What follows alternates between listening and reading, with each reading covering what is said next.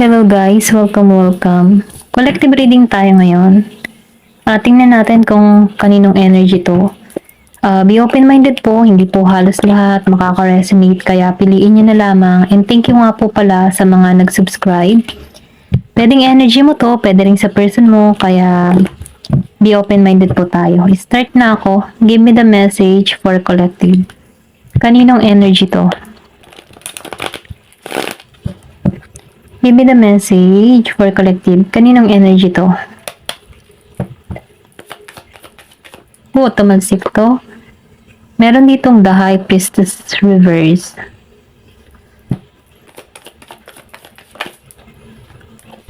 Meron ditong Five Sword reverse. Nakikita ko dito, no? Meron dito makikipag-ayos sa'yo. Page of Wands. Kumbaga, itong tao nito gusto nitong ipaglaban kang muli. Yung iba sa inyo ha, kung meron kang person dito na Gemini, Aquarius, and Libra, Aries, Leo, Sagittarius, meron ditong gustong ipaglaban. Kumbaga, tapos na siya sa nangyari, kikilos na to, okay? Gusto na nitong matapos yung conflict, ganon. Then, dito no, sa page of Wands, nakikita ko dito na meron ditong kumbaga, no, tinutulak tong tao nito na humingi ng tawad sa'yo. Kumbaga, gusto nito ng panibagong journey sa inyong dalawa. Kumbaga, wala siyang takot. Dito sa Page of Wands. Nagkakaroon to ng kumpiyansa na humarap sa'yo. Pero ganun pa man, no? Nafe-feel ko dito na hindi ka nagtitiwala dito, okay? Dito sa Knight of Wands. Kasi, maybe before inabuso ka nito, kaya nakikita ko dito na meron ditong tao na hindi nagtitiwala sa kanilang person, okay? Or pwede rin sabihin, yung person mo ang hindi nagtitiwala sa'yo, okay? Vice versa dito sa Knight of Wands. Then the Hangman. Nakikita ko dito, no, sa the Hangman, meron kang sinacrifice din dito sa tao na to, okay? Or pwede rin sabihin na bago ka tumungo sa tao na ito, or pwede rin siya, kailangan meron siyang isakripisyo. Pwede rin sabihin na kung nilagay ka nito sa third party, pwede niyang isakripisyo yung isa para sa'yo. Meron siyang kailangang isakripisyo, pwedeng anak, mga ganun ba. Pero ganun pa man, ano, dito sa the Hangman, pwede rin sabihin, ano, meron kang sinakripisyo sa tao nito para makasama siya, okay? Nafe-feel ko dito, no, meron ditong aalisan. Meron kang aalisan dito. Kumbaga, humahanap ka ng panibagong pananaw para sa connection na to. Kung tama ba tong plano mo, tama pa tong decision na gagawin mo. I think meron kang pinag-iisipan dito, or pwede rin sabihin yung person mo, okay? Three of Swords, Gemini, Aquarius, and Libra. Meron ditong nasasaktan. Okay, I think nasasaktan siya dahil meron siyang sinacrifice dito, or pwede rin sabihin nasasaktan siya dahil kailangang alisan. Nasasaktan siya dahil kailangan niya ng pakawalan to. Okay? Or pwede rin sabihin, pinakawalan mo to, tao na ito, dahil marami kang kailangang isakripisyo para rito. So, ikaw, I think, kung ikaw man yung nag-sacrifice dito, nakikitaan ko dito na mas humahanap ka ng panibagong pananaw. Kumbaga, humahanap ka ng positibo para sa iyong sarili. At dahil doon, ano, meron ditong taong nasaktan dahil sa desisyong ginawa mo, or pwede rin sabihin, siya. Okay? Vice versa. Kumbaga na yung pagsasacrifice niya dito ay may hatid din na, ano, pain sa ginawa niya. Okay? Give me more information. Meron ditong the Star reverse. So, nakitaan ko dito hindi naging matagumpay yung connection na to. Okay? Naging masakit yung paghihiwalayan dito kasi kailangan may alisan, or kailangan may isacrifice siya para mabuo tong connection nito. Kumbaga, I think, yung iba sa inyo nasa komplikadong sitwasyon. Kung ikaw man ay dinala sa komplikadong relasyon, para sa'yo to, no? Kumbaga, nakikita ko dito na wala kang lakas. Or pwede rin sabihin, no, binitawan mo na tong tao na ito kasi wala ka ng lakas, wala ka ng hawak sa komunikasyon na to, or sa connection na to. Kumbaga, ang hirap ng sitwasyon mo, okay?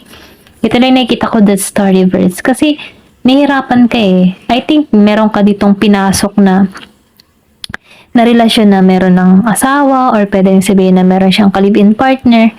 Okay, pero dahil pwede rin sabihin nagsinungaling sa iyo yung person mo kung bakit ka nasasaktan kasi nalaman mo yung katotohanan na kailangan mo mang sacrifice dito, okay? Ito lang yung nakikita ko sa Three of Swords. Pwedeng ganun ano, ito lang yung nakikita ko dito. Okay, ikaw nakakalam ng istorya mo.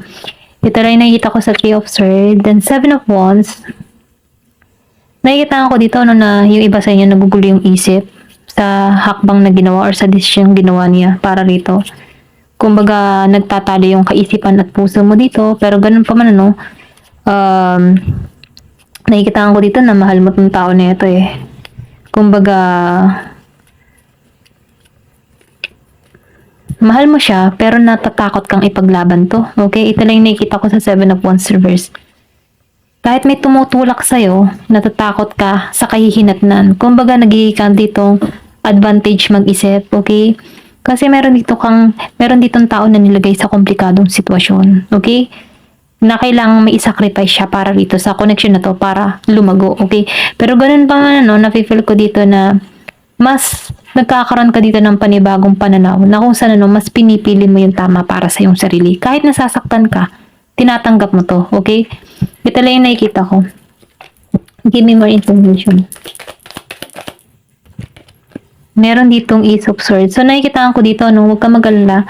Kung ikaw man yung nilagay dito sa komplikadong sitwasyon, matatanggalan mo to, maalisan mo to, magtatagumpay ka para rito. Kasi nailabas na sa'yo yung katotohanan eh. So, ngayon, papasok yung panibagong pananaw mo. Kasi hindi mo hayaan na masaktan ka ng todo dito sa Ace of Swords. Then, nafe-feel ko dito na mahanap mo yung katotohanan eh. At matatanggalan mo to. Mapagtatagumpayan mo to. Okay? Magkakaroon ka dito ng mga bagong idea, bagong pananaw. Ayan. Dahil dito ka patungo sa The Empress, kumbaga, mas magiging ka ditong matuwid.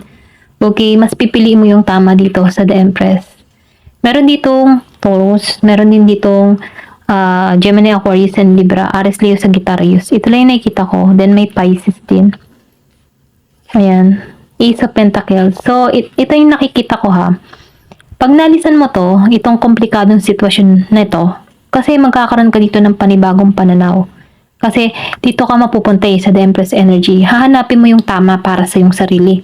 Kasi nakikita ko dito na matatanggalan mo to. Aalisan mo to. Kumbaga magkakaroon ka ng lakas ng loob na alisan to. Kasi hindi mo deserve to. Nailagay ka sa sitwasyon na komplikado. Na kailangan marami i-sacrifice para rito. Ayaw mo ng ganun kasi ayaw mong makatapak ng tao. So dahil sa pagiging mong matuwid dito, okay, dahil pipiliin mo yung tama rito, huwag ka mag-alala, meron ditong Ace of Pentacles na parating sa'yo. Kumbaga nakikita ko dito na mas lalo kang mananagana. Iba yung i-offer ni God para sa'yo. Meron ditong panibagong oportunidad na kung saan ano, siswertehin ka. Lalo-lalo na sa larangan ng pera, okay? Meron ditong kasaganahan, naghihintay sa'yo. Stable, okay? Magiging kang stable. Or pwede rin sabihin ano, itong Ace of Pentacles, meron ditong patungo sa'yo na stable. Na kung saan ano, hindi ka ilalagay sa komplikadong sitwasyon. Meron ditong Virgo, Capricorn, Taurus. So, 3 of Wands. So, naghihintay ka na lamang dito, okay? Or pwede rin sabihin na meron kang mga iniintay. Kumbaga, nakikita ko dito na tagumpay. Meron kang iniisip or meron kang minamanifest, ganyan. Meron kang panibagong pananaw na kung saan ano, pinipili mo yung masaya at matuwid dito. At dahil dito, no, dahil sa kinat mo to, inalisan mo to, magtatagumpay ka. May kasaganahan. Sinasabihan ka lang dito na magiging patient kasi ibibigay sa'yo eh. May tagumpay na naghihintay sa'yo. Kailangan mo lang dito ay maniwala at manalig syempre. Give me more information. So, meron ditong 7 of Cups. Nabibig ko dito na yung pag-iintay mo, meron ditong hindi ka dadalhin sa option. Hindi ka isasama sa pagpipilian ng tao nito. Maybe before, napunta ka sa komplikadong sitwasyon or pwede rin sabihin na meron kang mga kadiling dito na maraming option, maraming gusto, okay? Na kung saan ano, nahihirapan ka dito, okay? Ito rin nakikita ko dito sa 7 of Cups. Pero ganun pa man ano, nafe-feel ko dito na aalisan mo to kasi hindi mo hahayaan na matrap ka sa sitwasyon. Give me more information. Gusto nitong kumawala. Then 4 of Pentacles. Maybe meron ka ditong person na greedy. Kung meron ka man dito na kadiling na sobrang madamot sa attention or sobrang hindi mapagkakatiwalaan, ano. Kasi itong tao na ito, may pagka-greedy siya eh. Kumbaga, dito sa 7 of Cups and 4 of Pentacles, then sinabayan pa ng Knight of Cups.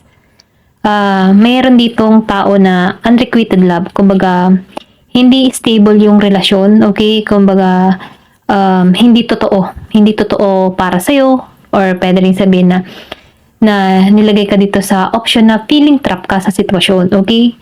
Then dito, sa Four of Pentacles, pwede rin sabihin na pinag-iintay ka lang ng tao na ito, okay? Madamot siya, mas priority niya yung kanyang pentacles dito, sa Four of Pentacles. Kumbaga, na-feel ko dito na kailangan mo na tong alisan kasi ang hatid ng tao nito ay mapanakit okay? Sinasaktan ka lang nito Kumbaga, sanay siya sa ganun.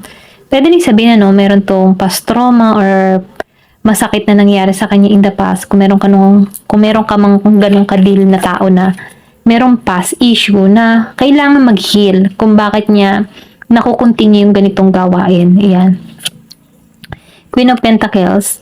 Pero ganun pa man sinasabihan ka dito na maging practical, okay? Unahin mo muna dito yung sarili mo.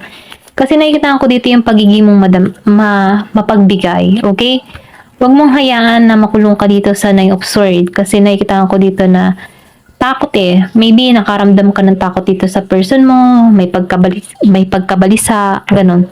Kumbaga hindi ka makatulog, ganyan. Then, Five of Wands reverse and Ten of Pentacles. Kasi nakita ko dito na itong taong mong ito, dinaya ka nito okay? Meron dito naghiwalay. Ito lang yung nakikita ko. Meron naghiwalay or pwede rin sabihin na may panluloko, may nawala sa'yo. Okay? Dito sa tao na ito. Kasi delusion tong tao na ito Kumbaga, magaling siya magmanipula. Ito lang yung nakikita ko. Pero ganun pa man nakikita ko dito na maalisan mo to. Malalampasan mo to. Kumbaga, kailangan mo lang dito maging totoo para sa iyong sarili. Tanggapin mo yung katotohanan. Then hanapin mo yung ikabubuti. Kung saan ka magiging mabuti at magiging maayos. Dun ka. Kasi nakikita ko dito na maalisan mo to Okay? Ito lang yung nakikita ko. Ayan. Hanggang dito na lang po. Thank you for watching. Love and peace.